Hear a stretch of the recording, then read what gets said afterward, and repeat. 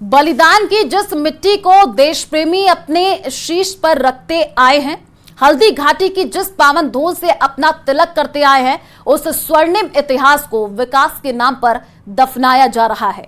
देखिए रिपोर्ट। घंटों की लड़ाई ने रचा सदियों का इतिहास। उस स्वर्णिम इतिहास का क्यों हो रहा परिहास? हल्दी घाटी के इतिहास को किया जा रहा तहस नहस। ये है अपना राजपुताना नाज इसे तलवारों पे, इसने सारा जीवन काटा बरछी तीर कटारों पे। ये प्रताप का वतन पला है आजादी के नारों पे, कूद पड़ी थी जहां हजारों पद्मिनियां अंगारों पे।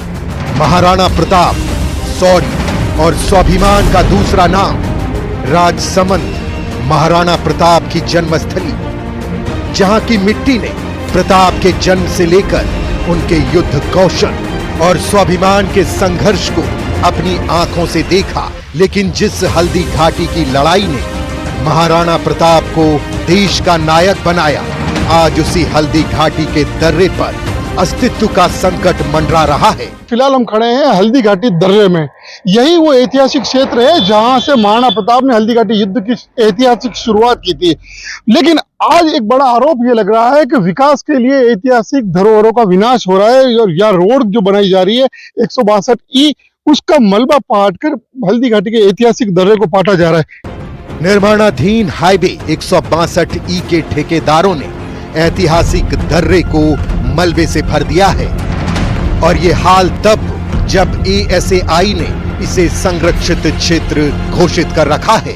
ये पहाड़ी को काट के पूरा इस दर्रे में डाल दिया गया और पूरा भर दिया गया। हमने विरोध करके बोला था कि इसको मत भरो, ये हल्दी घाटी का ऐतिहासिक दर्रा है। हम यहाँ से पैदल भी जाते थे, उस पार भी जाते थे, उधर से जाके इधर, और नीचे जाने के लिए सीढ़ियां भी थी।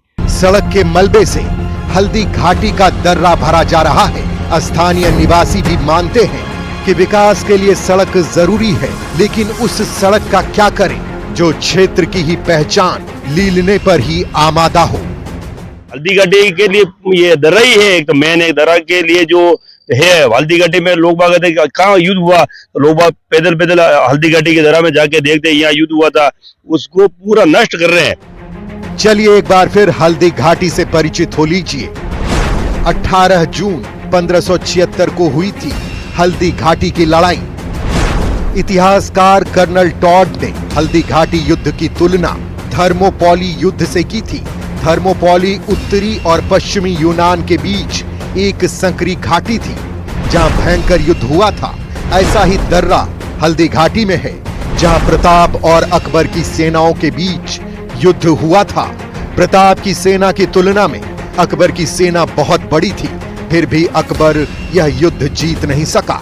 जो ऐतिहासिक दर्रा जहां से महाराणा प्रताप गुजरे थे, उनकी सेना गुजरी थी, जहां से युद्ध स्थल के लिए सब सेना रवाना हुई थी, जहां युद्ध का शुरुआती पॉइंट है, वहां पर जो ऐतिहासिक दर्रा इस पहाड़ियों के बीच में जो पगडंडी पाथवे जिसको हम कहते हैं उस रूप में था, उस स्वरूप को इन्होंने खत्म करने के लिए जो ये बढ़ाव डाल रखा है। पीढ़ियों को प्रेरित करने वाला इतिहास जमींदोज किया जा रहा है, लेकिन जिम्मेदार अनजान बने हुए हैं।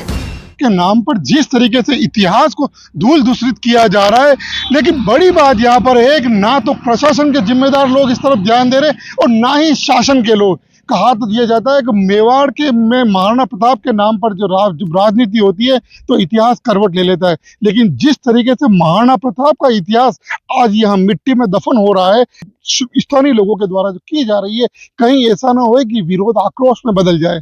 तो कहीं न कहीं अब शासन को इस ओर ध्यान देना होगा और प्रशासन को भी इस ओर ध्यान देना होगा और इस ऐतिहासिक दर्रे को बचाना होगा। हल्दी घाटी दर्रे से इस वक्त अपने सहयोगी दिनेश के साथ अलका सनाट, न्यूज़ 18 राजस्थान, राजसमंद।